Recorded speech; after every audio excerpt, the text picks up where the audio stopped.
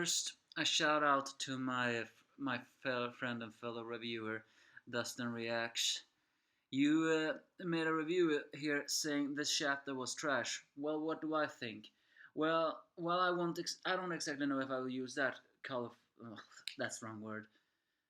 While I don't know if I'll use that strong words, I have to agree a little bit because what the hell was this kind of chapter? Nothing happened.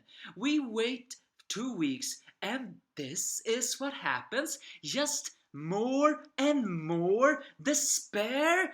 Come on, Uda. I know slow pacing chapters are your thing, and we shouldn't complain about this because, well, that's just how it rolls, but this? Nothing happened! Nothing happened in this chapter. There was only 3 things that happened that may have been good. But I'm saying only may because I'll get to that before. Yes, this is my rant about the One Piece chapter 874. Oh yeah, another thing that we can make was good is that we finally got the new character polls, just so you know. The new character polls of those who are winning. And I gotta say, it is actually a surprising list. I have to say it's a very surprising list. Most of all because none of those that I thought would be on the top list were not on the top list.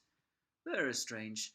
Luffy is of course the number one. Oh yeah, and before this is the Angry fan. Luffy of course number one. Soros of course number two. But Sanji got back his 3rd place. It's been a while since he has gotten that. I guess people really like him being thrown around like a ragdoll.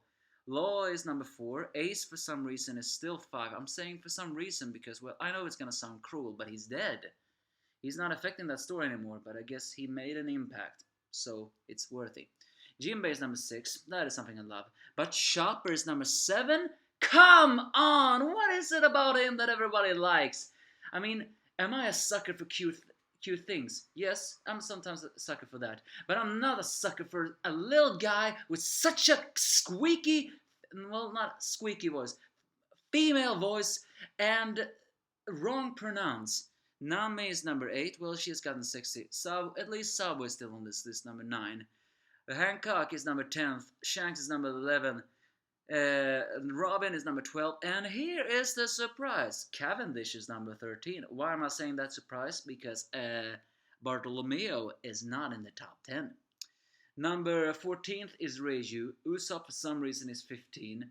Rosciante, despite the fact that he's dead, is number 16. But I have to admit, that guy went out in a blaze of glory. And I was one of the most emotional past ever. So he actually deserves that title. Number 17 is Don Flamingo. Number 18 is Crocodile. You gotta be kidding me.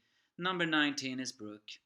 Number 20 is Frankie, and another number 20 is Marco.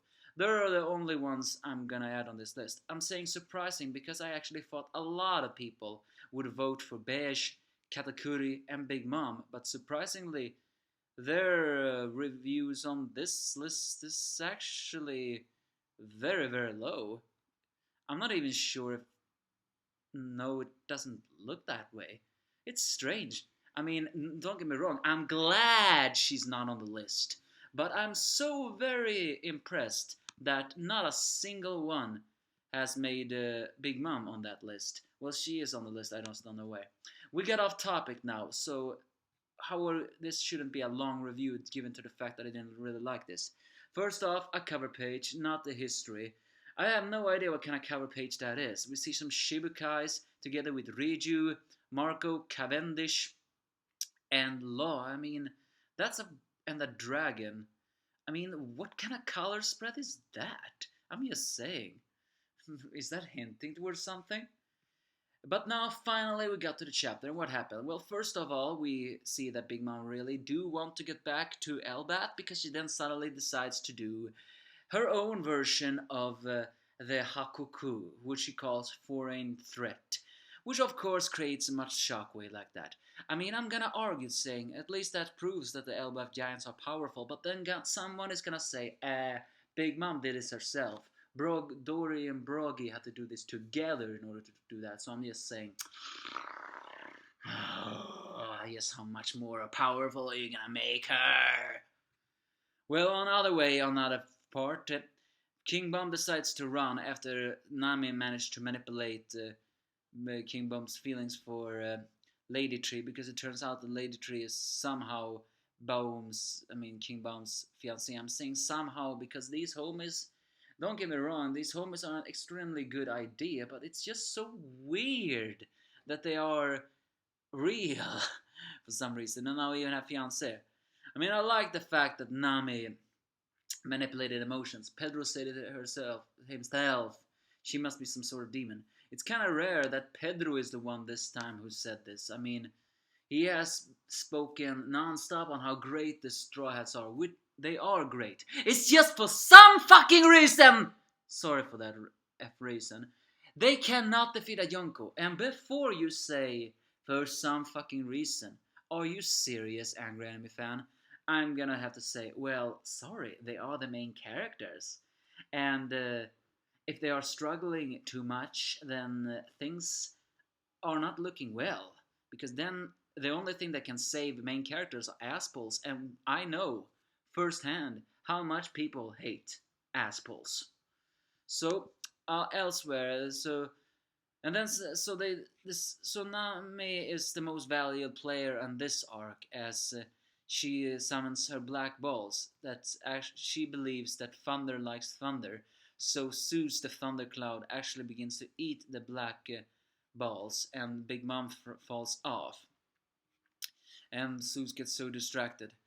As they keep on running and everyone congratulate Nami, suddenly Zeus appears and for some reason says, "Would you give me some more?" And instead of attacking them and everything, he just says, "I want some more of those delicious thunder clouds, these black balls." I'm saying for some reason because isn't Zeus for goddamn a Big Mom soul, homie? And he's just gonna turn just like this. Don't get me wrong, this is typically Uda humor. And I actually love Uda's humor. It's very good. But I find it so weird that Big Mom's soul is going against her. It's almost like it has a personality of its own. I mean, technically it has. It's just so weird. But I like it.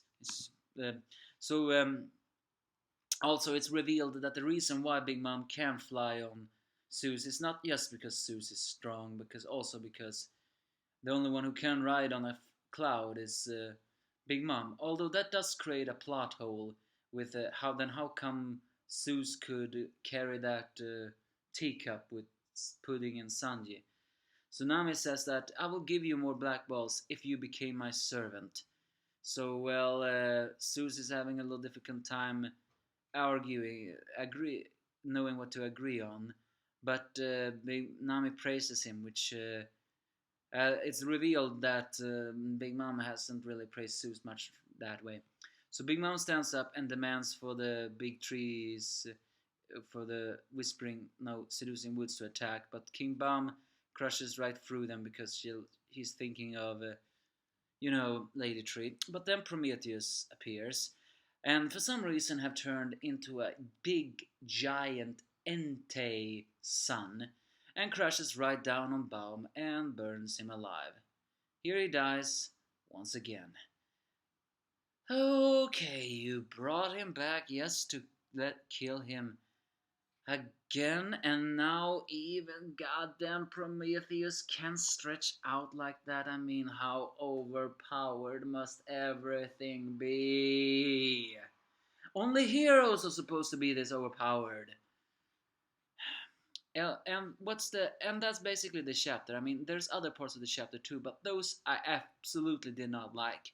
First off, the Big Mom pirates have the entire island surrounded. Brule have gotten her troops into the mirror world. The Montior has directed the troops to many of the Tar's different oceans, and Katakuri and some other people have gotten to on the Thousand Sunny deck just in case. I mean, if there's something I have liked about Katakuri, it's the fact that he is I mean, people say they like him because he's the only one who does something, but I like him for a different reason that is similar. He is the only one who does something because I believe he is the only one that sees the Straw Hat as a threat. Think about it. No one has done anything on the Straw Hat Pirates because they are underestimating them. I believe Katakuri does not.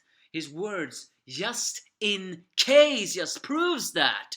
They are being hunted by a Jonko. A freaking Jonko that they cannot even move! And he still says, just in case. That means that he is not underestimating them. And I like that. And finally, we got to the final part of that, which Pudding catches up to Beige and demands to talk to Chiffon. She is not planning on, well, shooting her, so I guess she really was lying. As Chiffon, and for some reason, Chiffon is treating her kindly.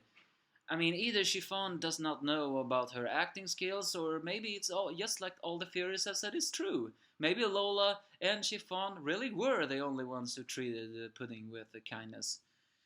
But Chiffon wants to leave because, well, this place is hell. But then suddenly Pudding begins to cry. I wonder, is those acting tears or are they real tears? The fact that the words on this final place say, her eyes tells the truth. Then maybe, yes, yeah, maybe those are not acting tears. Maybe they really are real tears. It's also worth noting that her middle eye is crying. When she cried to Sanji, when she acted like that, in that room, we never saw a teardrop coming from her forehead, so we can actually assume that was right and straight acting tears. But this time it doesn't seem it is that way. I mean, I've said it so many times in so many other reviews. Make up your mind! Have Pudding made a heel face turn? Is she still evil? Is she the bigger bad? Is she finally turning into a good person? What is going on? I guess that's the problem with good actors. You can never know what they feel. I mean, just take Daniel Day-Lewis, for example. But, yeah, that's basically this chapter. It was unnecessarily long for a chapter that basically did not happen anything. But it was just me for screaming. Dustin was right. This chapter, nothing happened. All things happened to me was despair. Despair, despair, despair. And now it's gonna get even more worrisome for people to know. How the hell are the Straw Hats gonna get outside of the whole Cake Island? Or hell, even Totland? If the Big Mom Pirates are all like this? Are you telling me that theory I absolutely do not want to be true, is gonna be true? That theory that that Sanji is gonna help Chiffon and Pudding bake a cake, Big Mom's gonna eat it, and then she is suddenly gonna do a 180 in personality! And then, yeah. And then the Big Mom Pirates are just gonna let them go because, hell, Big Mom says so, right? Give me your thoughts if you have any.